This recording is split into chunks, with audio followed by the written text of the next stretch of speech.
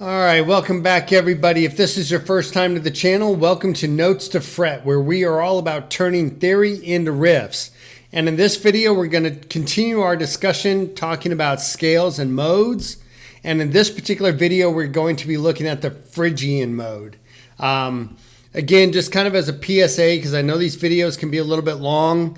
If you're not familiar with scales and intervals at this point, you know, there's going to be a lot in this particular video that kind of dives into some of that stuff. So you may want to get familiar with the intervals and scales before, you know, listening to the rest of this video. We will touch a little bit on the circle of fifths, but even if you haven't watched that video, you should be okay if you have everything else. So with that being said, let's jump into the construction of the Phrygian mode. Here, we have our C major, right? Our C Ionian mode. And from here, we're going to construct the Phrygian mode from this. And in order to do that, if we take a look and just look at the first, second, third, fourth, fifth, sixth, and seventh degrees in this scale, for the Ionian mode, we have that whole step, half step, whole step, whole step, whole step, half step, right? And all we're really going to do is start from a different location rather than starting in this case from the first with that first whole step. We're going to start from the third, which is that half step. And what do I mean by that? If you've seen some of the previous videos, we're talking about starting from the third degree of the scale. And this is how we construct the Phrygian scale. It's pretty much this simple, right? We just start from a different location, no problem. Right? In this case, we're just starting from our E, meaning that E Phrygian has the same notes and chords as the C Ionian or the C major. Right, and you can see here, no sharps, no flats so far, but it's really kind of where we start from, right? And so we're looking at starting from that third, right? And so that third initially has that half step followed by a whole step, followed by a whole step, right? And so on and so forth. And so here, as we look at the sequence of whole steps and half steps, something a lot of you have already seen previously, we just start counting from a different location. That's it, right? And so here, right, we start from our third degree, which is our E, and we just move down the degrees. However, when we start getting to the C, C is obviously not our perfect eighth or our octave, right? And so we just need to kind of, you know, reorganize the counting, right? And so E becomes our first instead of our third, and everything works out just fine. And if we kind of look at, you know, what do I really mean by counting from the third? Well, if you'll notice after the E, we have a half step followed by a whole step, right? And so down at the bottom, E followed by F is a half step followed by a whole step. Then we have the whole step followed by another whole step. Again, a whole step followed by another whole step followed by a half step. And obviously we come back around, but we then look at the half step followed by a whole step. And then finally that whole step followed by another whole step. And so here's the Phrygian, here's Phrygian, right? If you just look at this, pretty benign, relatively uninteresting, E Phrygian, C Ionian. Okay, we've constructed the Phrygian scale from the Ionian scale, meaning the Phrygian is a mode of the major scale, right? Nothing too spectacular here, nothing evident that gives us anything interesting. Now, there's a couple things about the Phrygian specifically that are incredibly interesting.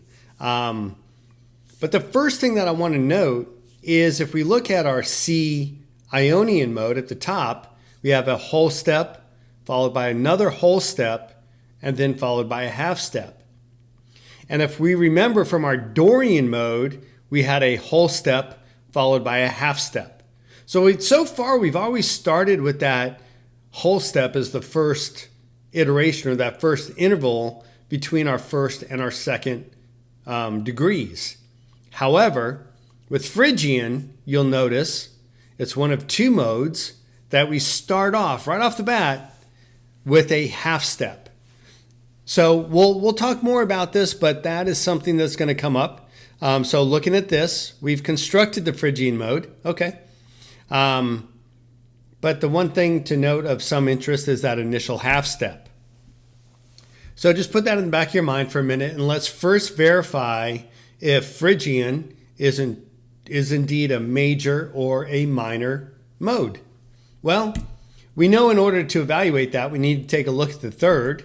In this case, we have a half step, 1 fret, followed by a whole step, 2 frets.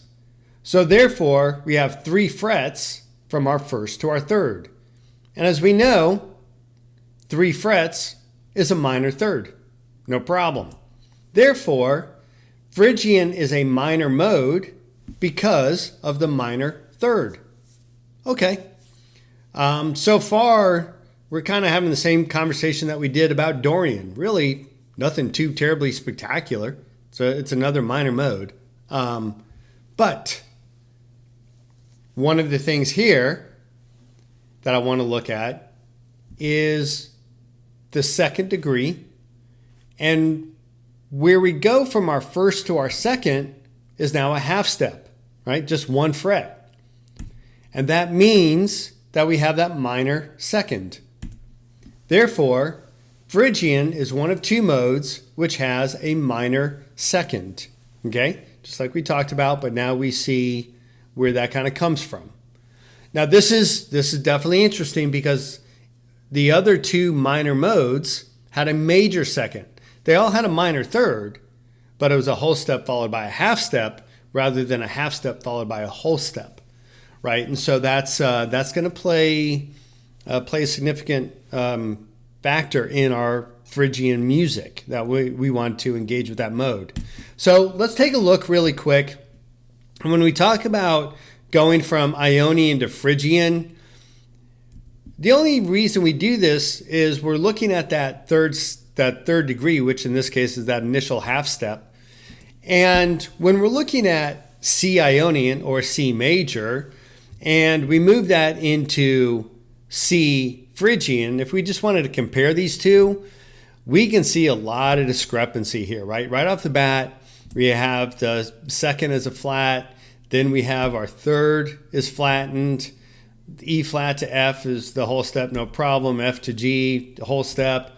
But then, right, then we have our sixth that is going to need to be flattened. And then from there, we have our seventh that is going to need to be flattened as well. And so when we're looking at Ionian to Phrygian, there's a lot of discrepancy there. So if you wanted to take a piece of music to from C Ionian to C Phrygian, that's going to be a challenge. That can definitely, it can be done, but that's going to be some crazy music.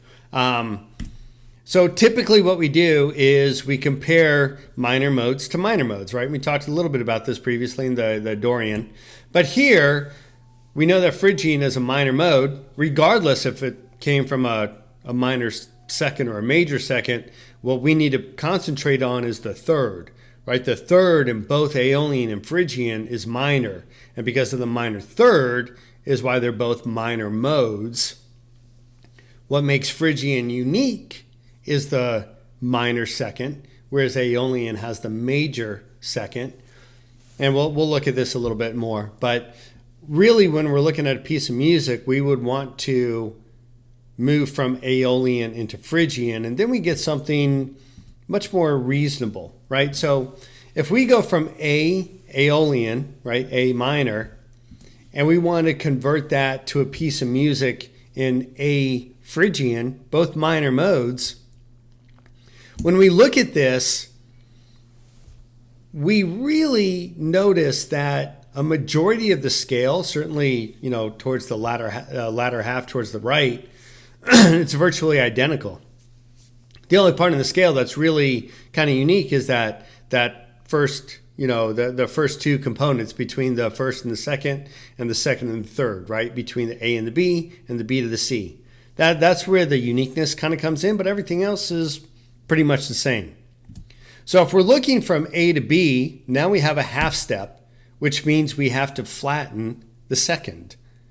Now, if we look at that half step in the Aeolian mode from A to B, we have that whole step. Therefore, what you will typically hear about the Phrygian scale is it has a flattened second. Or you'll hear it also referred to sometimes as it has a lowered second. You're going to hear it both ways. Pick whichever one you like. They're both correct, so no problem. Now, this in and of itself, if someone just says, hey, Phrygian has a lowered second or a flattened second, that is a really good description of Phrygian. And if that were the only interesting thing about Phrygian, I would pretty much be stopping this video right now. There's necessarily not anything more to talk about. Phrygian has a lowered second. How does that compare to Dorian? Dorian has a raised sixth. In and of itself, we're done. However, there is something really cool about Phrygian that I want to bring up. Now, in order to bring up this really cool aspect, I have to dive into an area that may cause some confusion. When I dive into this, really this is just something to put in the back of your mind. If it confuses you, really don't worry about it too terribly much.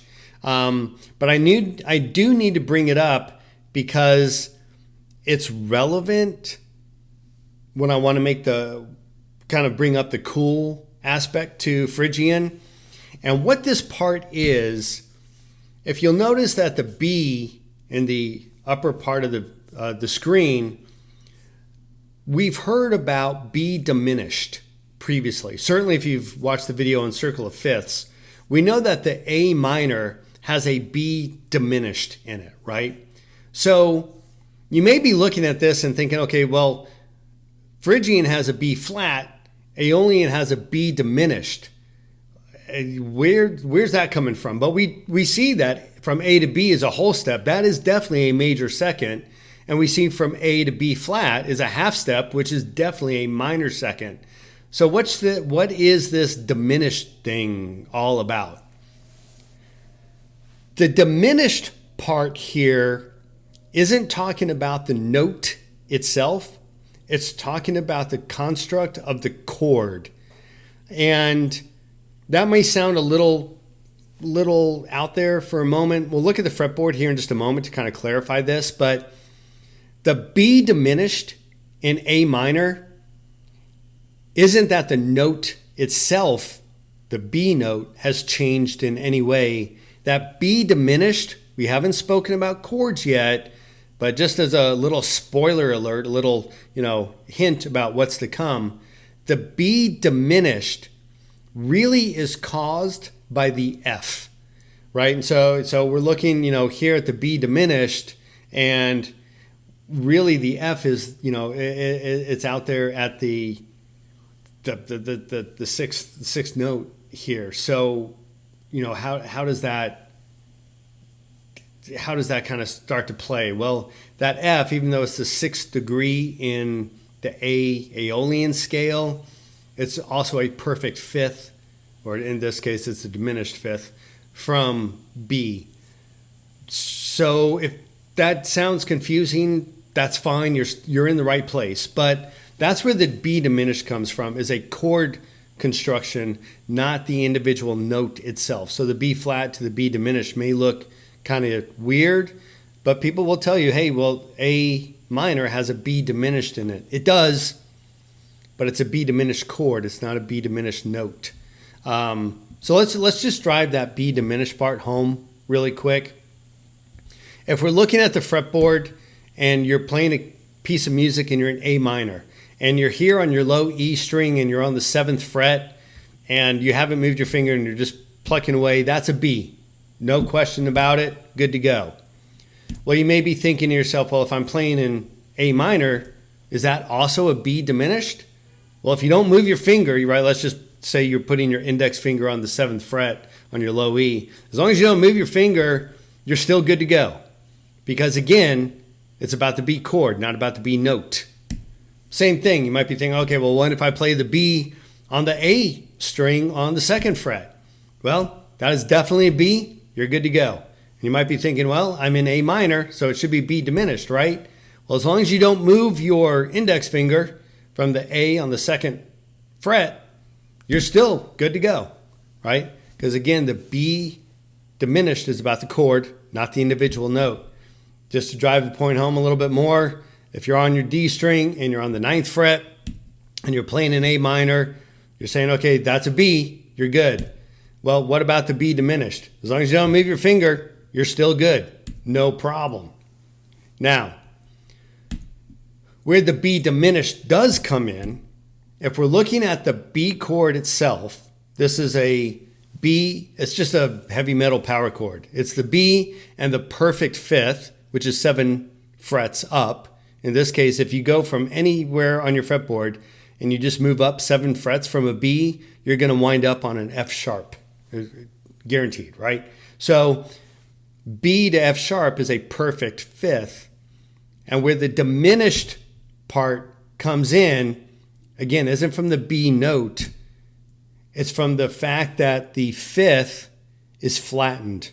So we've gone from F sharp to F. And that's what gives us diminished, right? And so I just wanted to bring that up because a lot of people get very confused about that B when we're talking about the A minor versus the A Phrygian mode. It's about the chord, it's not about the note. So with that being said, looking at this, I'm just going to go ahead and do away with the diminished because in scales, we're just talking about our notes here, right? We haven't gotten into chord construction yet. But here is another very, very cool aspect of Phrygian, and it makes it extremely powerful.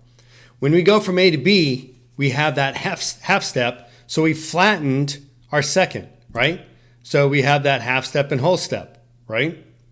Now, let's take a look at what happens from B to C.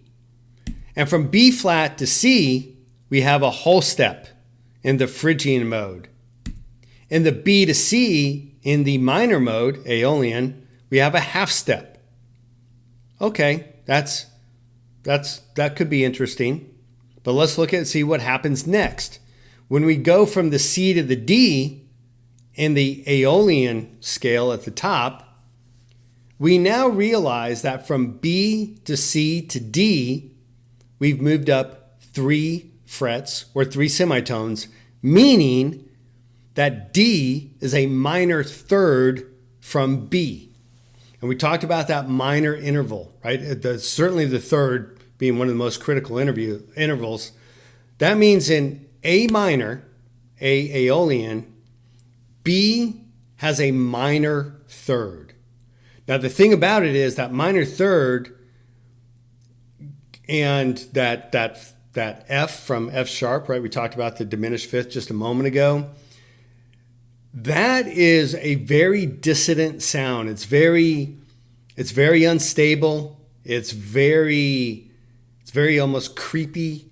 And it doesn't play well. In order to use that B diminished chord inside of a piece of music that's written in A minor, that you got to be careful with that because you can really get some crazy sounds that you're not expecting. However, even though it's a half step to the whole step, giving us our D minor in the A Aeolian scale, in the A Phrygian scale, by lowering that 2nd, we have a whole step from B flat to C, and then from C to D, we have another whole step, meaning in A Phrygian, we have a B flat major chord. In A Aeolian at the top, we have that minor 3rd, which makes things confusing. And down at the bottom, we have that B flat or that 2nd major, right? So B flat major because we have that major 3rd. And that is absolutely huge because what it allows us to do is use that major chord much more freely, if you will, right? Getting that B flat major integrated into our music is very stable. It sounds great. and it's much more easily integrated into your music from that B diminished chord. So again, I know that this can sound confusing because we haven't gotten into the discussions about chords yet. But again, I'm running into a little bit of a chicken and egg problem here on which one I talk about first. So keep this in the back of your mind, but that flattened second, that's fine. That's Phrygian, right? It has a flattened second, it has a lowered second. Okay, that's valid. But more importantly is that second chord in Phrygian is major as opposed to diminished as we have it in the Aeolian scale. And we'll talk more about this, a lot more about this, when we get into chords, but I wanted to bring it up that Phrygian absolutely has a flattened second, but more importantly, that second chord is a major rather than diminished, and that's huge. And if we look at the rest of the scale, it pretty much just comes out, it's identical, right? So nothing too terribly spectacular there.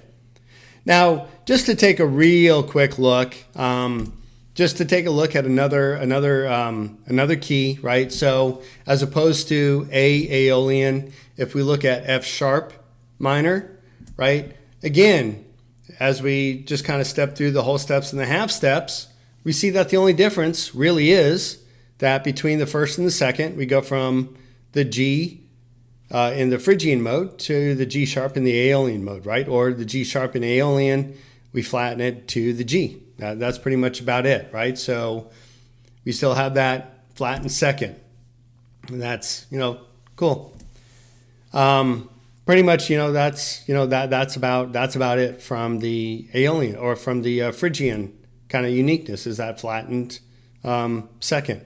Everything else in the entire scale works out identically, right? No big deal. Now, if we kind of look at this, right, it's all the same except for that flattened second, and we know that flattened second gives us a major second chord rather than a diminished. So in this case, F sharp minor is going to have a G sharp diminished in Aeolian mode, and in Phrygian mode, it's going to have a G major. Okay. Now, what does that do for us, right? So we're looking at that, and we spoke about the major being much more easily integrated into your music over the diminished, but we know that the Phrygian mode is a minor mode, and that it has that flattened second instead of the major second that we have in Aeolian. And so therefore, Phrygian has a flattened second or Phrygian has a lowered second, whichever one you want to talk about, right? That's pretty much the basics of Phrygian. But the cool part, the awesome part, is that flattened second allows us to have a major chord instead of a diminished chord in our second degree, right? So we talked about the B diminished or the B flat. That's the real power. Now, what does that do for our sound necessarily? Well, what that flattened second really does, and bringing in that major into the minor mode, that major second into the minor mode, it really gives us a darkened, more exotic sound, right? Definitely used in various music genres, but it's really that kind of space age sound. Think along the lines of Pink Floyd, something along those lines. That's what it gives us. And so here, some of the examples that we have, Come Undone by Duran Duran. That's one that's written in Phrygian. I think that's a great song, and it really does exercise that Phrygian sound. Wherever I May Roam by Metallica, another fantastic song. Another brick in the Wall, Part 1, from Pink Floyd is Phrygian as well. It has Phrygian components in there, and you'll definitely hear it. Symphony of Destruction by Megadeth. It has it. It's much more, it's much, obviously it's Megadeth, so it's a much harder song as far as like the distortion and the pace. So it can be a little bit difficult to hear the Phrygian in the Symphony of Destruction, but nonetheless, fantastic song. But where you really can hear it in some of the slower slower songs. Come Undone by Duran Duran is a great way to really kind of drill in on the Phrygian mode, as well as Another Brick in the Wall. So with that being said, I know a lot of this was, kind of breaching into chord construction. Again, we'll get into that in other videos. If you got confused by it, just kind of have it in the back of your mind, right? So the main takeaways from Phrygian is it has a lowered or a flattened second, and that allows us to give that second chord becomes major rather than the second chord being diminished like it is in the Aeolian mode, right? So that's the primary takeaway from Phrygian, and we'll take a listen to that a little bit later. Anyways, with all that being said, just wanted to give a shout out to everybody who's been leaving me comments and checking out the videos. I really appreciate it. And if you're new and you're getting something out of these videos, it's helping you become a better songwriter, please give me a thumbs up and a subscribe. It really helps the channel out. Love bringing you guys these videos. So, I'd really appreciate the help. But with that being said, I'm going to go ahead and close out the video, and we will see you in the next one when we start talking about some of our major modes. All right. Take care, everybody.